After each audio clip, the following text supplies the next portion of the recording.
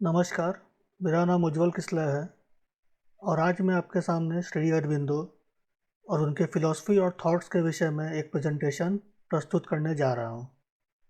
आइए इसे देखते हैं।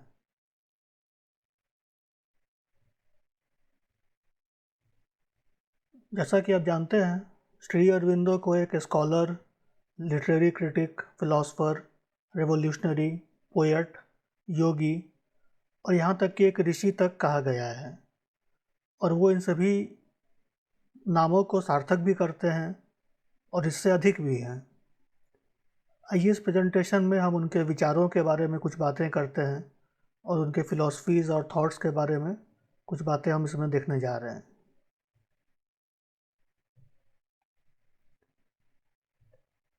तो सबसे पहले मैं चाहता हूँ कि मैं आपके सामने ये जो वर्ड है इंटीग्रल इसको एक्सप्लेन करूँ, क्योंकि श्री अरबिंदो के फ़िलॉसफ़ी में अगर आप पढ़ेंगे तो आपको ये वर्ड बार बार मिलेगा, तो इसलिए हमें पहले इसे समझ लेना चाहिए।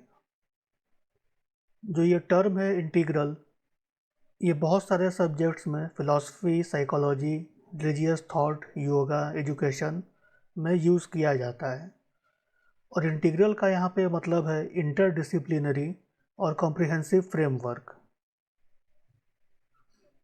ये जो एडजेक्टिव है इंटीग्रल, इसका श्रेय श्री अरविंदो को ही जाता है, जिन्होंने करीब 1914 में इनकी राइटिंग्स में इस तरीके की बातों को पहली बार दुनिया के सामने रखा।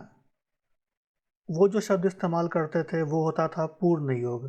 पूर्ण का अर्थ आप फुल या कंप्लीट भी कह सकते हैं और कहीं ना कहीं इसी से प्रेरित होकर ये आगे चल के ये शब्द इंटीग्रल निकला है, जिसके जरिए श्री अरविंदो और उनके फॉलोअर्स के थॉट्स को आज तक भी जाना जाता है। सबसे पहले हम बात करेंगे इंटीग्रल साइकोलॉजी के बारे में।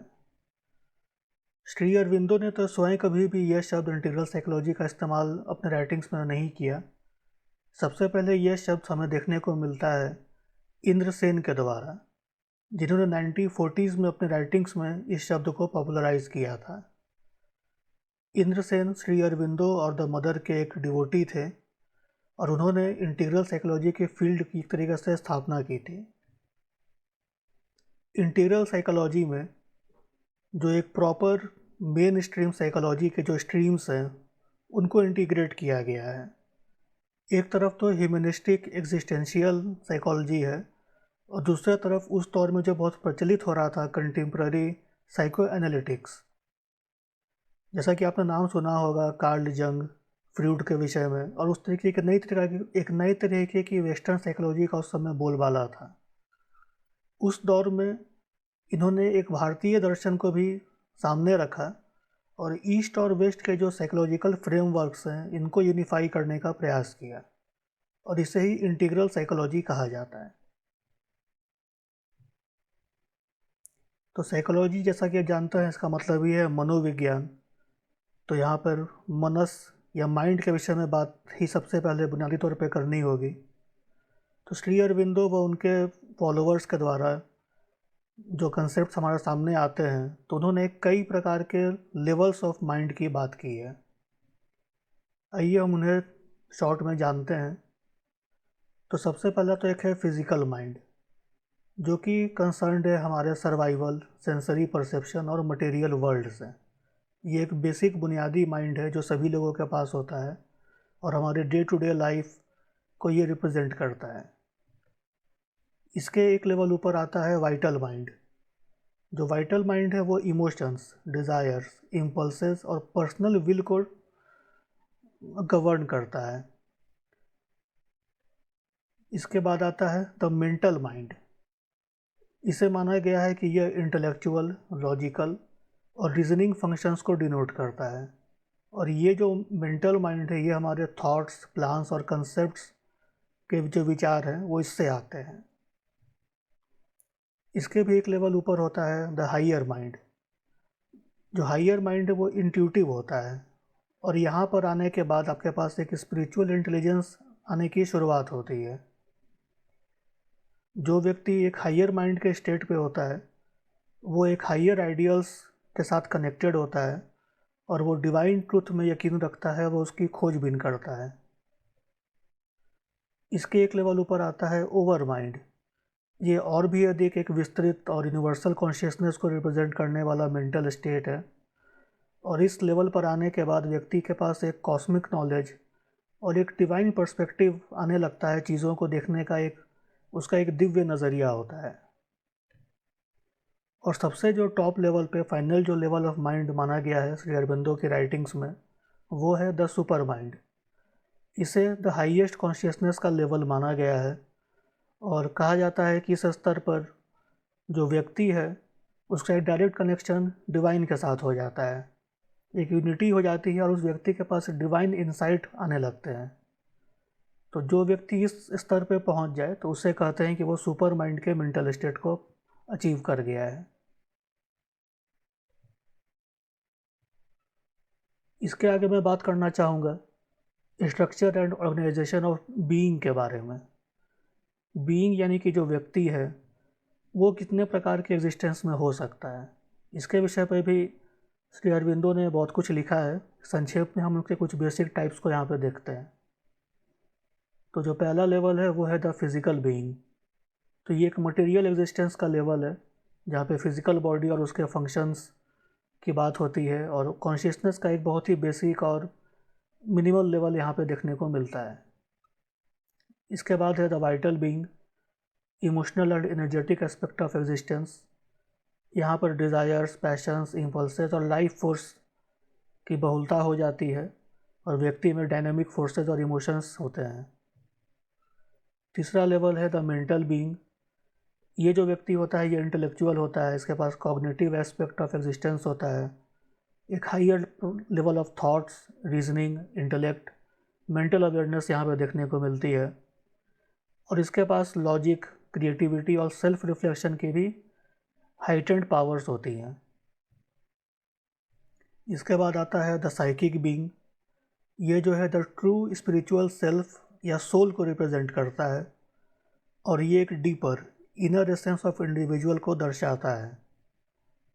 और ये जो स्टेट ऑफ माइंड है ये स्पिरिचुअल एवोल्यूशन और ट्रांसफॉर्मेशन के लिए बहुत महत्वपूर्ण है। इसके बाद होता है the spiritual being, the highest aspect of existence. ये रिप्रेजेंट करता है द डिवाइन प्रेजेंस को और ट्रांसेंडेंट कॉन्शियसनेस को। मतलब यहाँ पे कहा जा रहा है कि जो व्यक्ति है उसके अंदर एक दिव्यता आ जाती है और उसके अंदर दैविक गुणों का प्रवेश हो जाता है। The source of higher wisdom and ultimate truth, ये स्पिरिचुअल बीइंग के लिए उसके पर्पस होते हैं।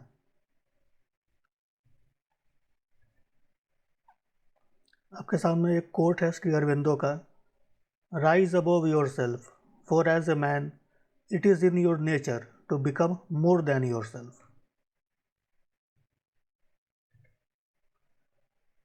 इसके आगे अब हम बात करेंगे इंटीग्रल योगा के बारे में। इंटीग्रल योगा है जो इंटीग्रेट करता है लेवल्स ऑफ कॉन्शियसनेस और बीइंग्स को एक प्रोग्रेसिव स्पिरिचुअल एवोल्यूशन के लिए।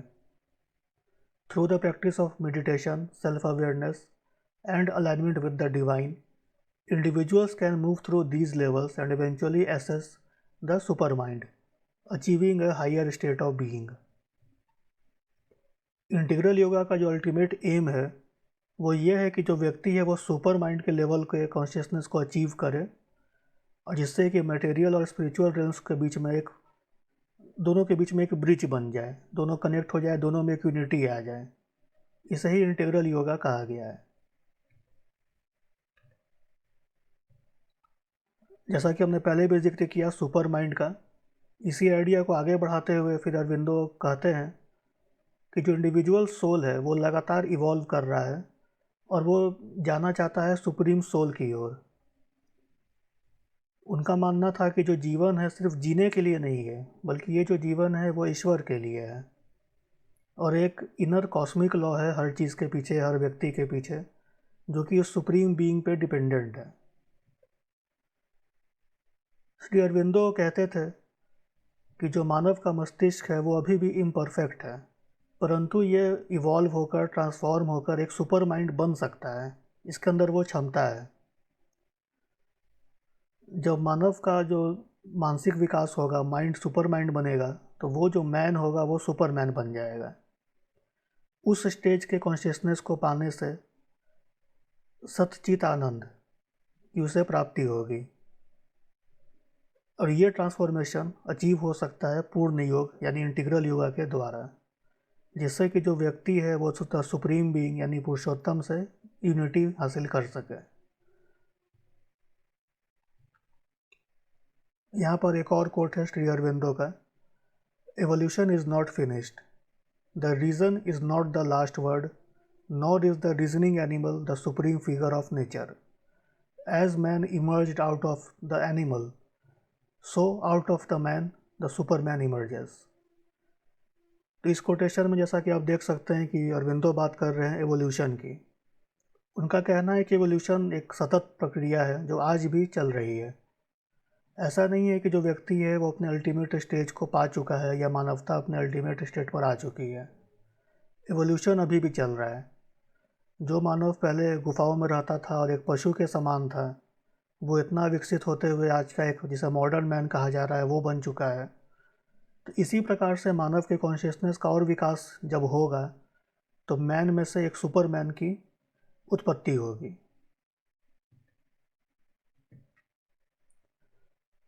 इसके बाद अब हम बात करना चाहेंगे इंटीग्रल एजुकेशन के बारे में।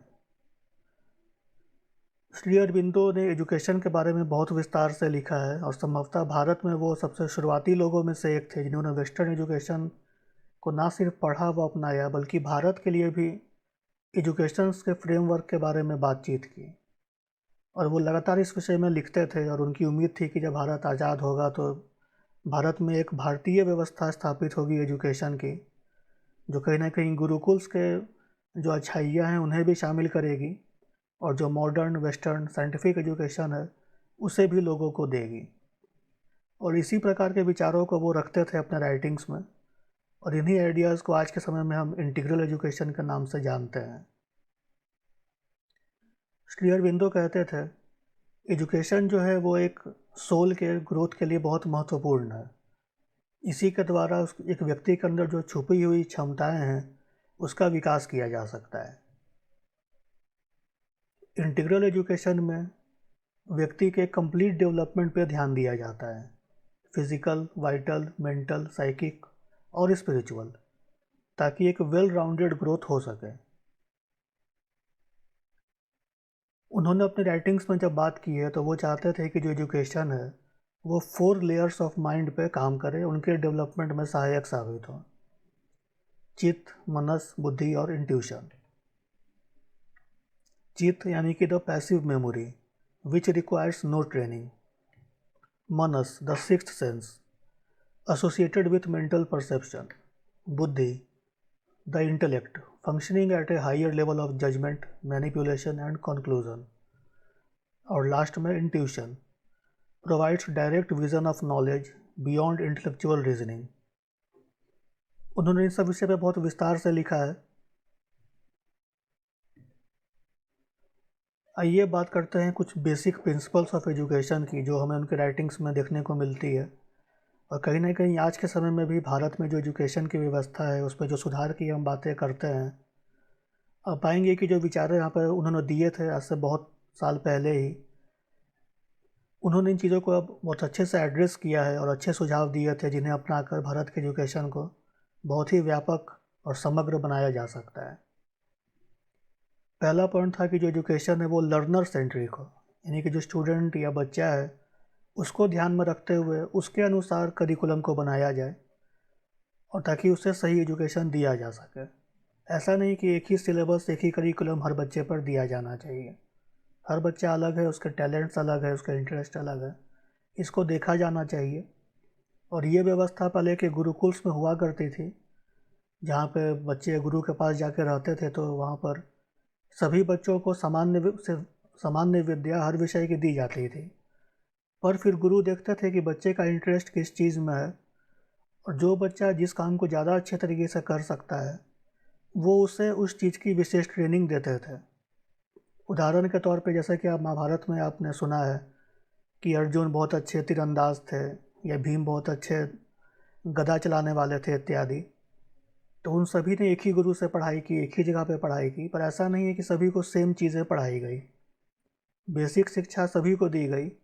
उसके बाद जब गुरु ने देखा कि अर्जुन में क्षमता है कि वो सर्वश्रेष्ठ धनुर्धर बन सकते हैं, तो उन्होंने उस पर विशेष ध्यान दिया।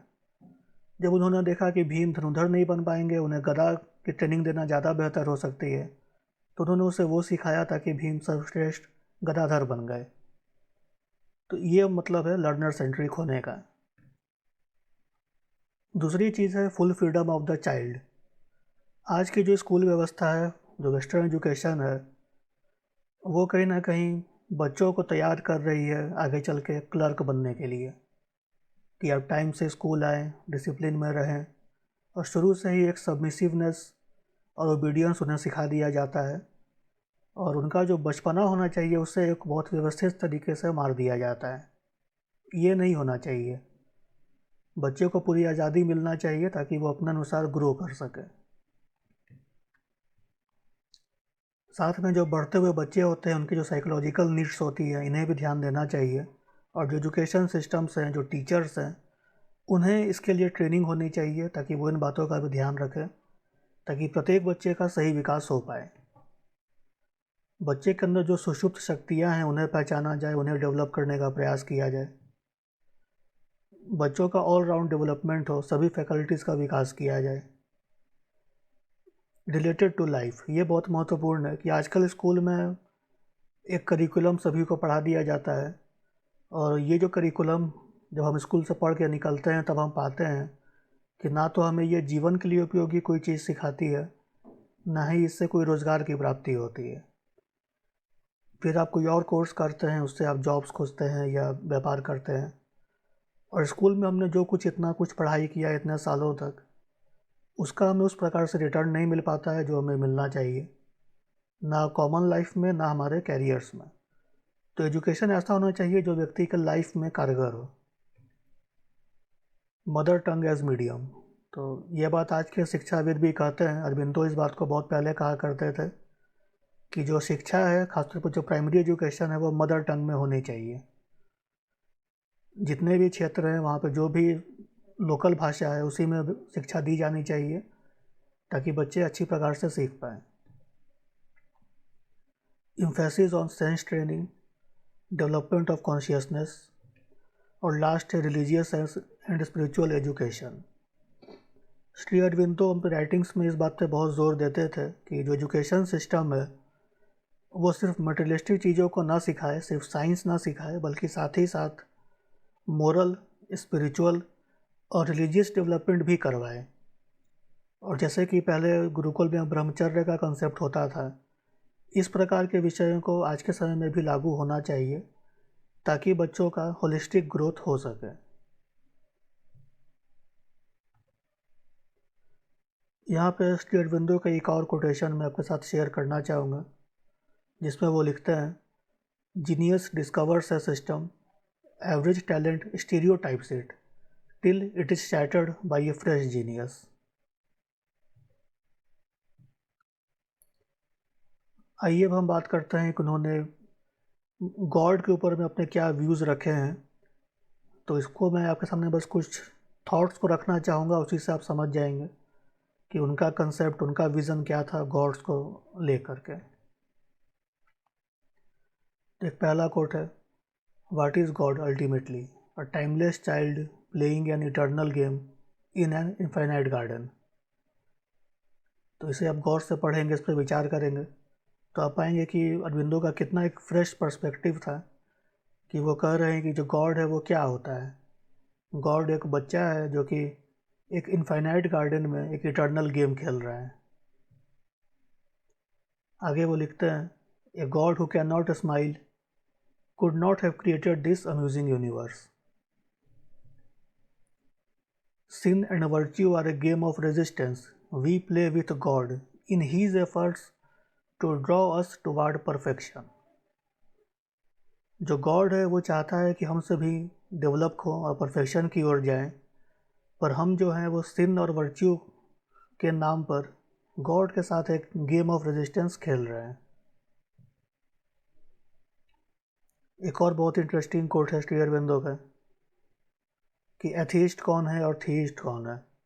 तो वो लिखते हैं, the theist is God playing at hide and seek with himself.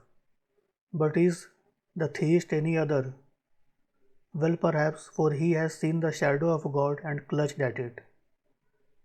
तो यानी कि वो कह रहे हैं कि जो एक अथीस्ट है, जो नास्तिक है, वो भगवान के साथ लुका छुपी का खेल खेल रहा है।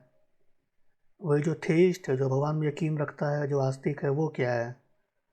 तो शायद उसने भगवान की छाया को देख लिया है, उसे पकड़ लिया है और उसे लगता है कि वो भगवान को जानता है या मानता है।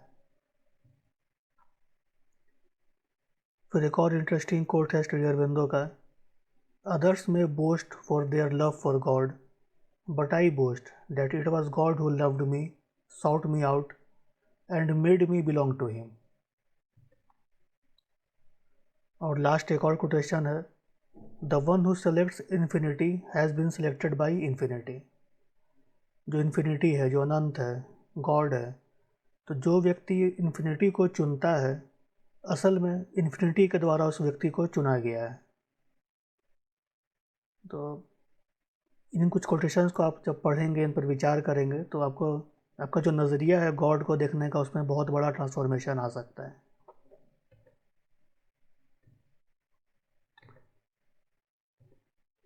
तो आइए इसे कंक्लूड करते हैं।